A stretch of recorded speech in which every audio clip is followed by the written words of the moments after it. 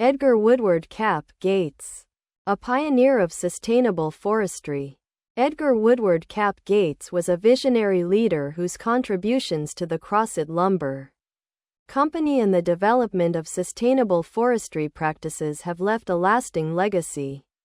Born on February 19, 1866, in Big Rock, Iowa, Gates received little formal education and learned many of life's lessons through experience.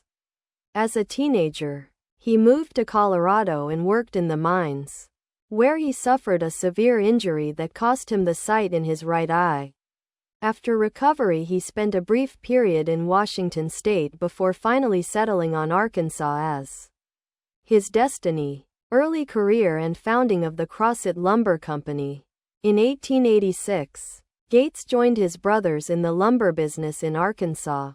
Starting at the Thornton Lumber Company, he quickly rose through the ranks, working in various lumber operations before founding the Crossett Lumber Company in 1899.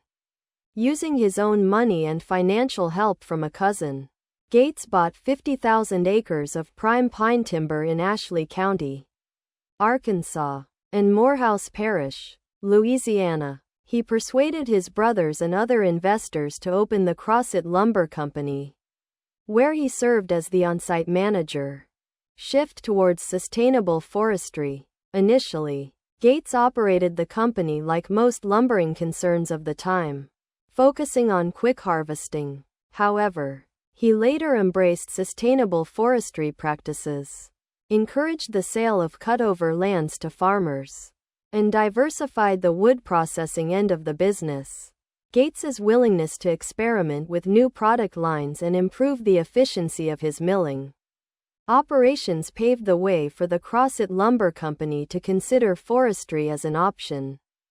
By the early 1920s, the company was implementing recommendations from Yale professor Herman H. Chapman and had started a forestry department. Cutover lands were now being acquired along with virgin timber, and Gates's vision of perpetual operation, i.e., sustained yield forestry, started to be realized. Contributions to the community and legacy. Gates's contributions extended beyond the lumber industry.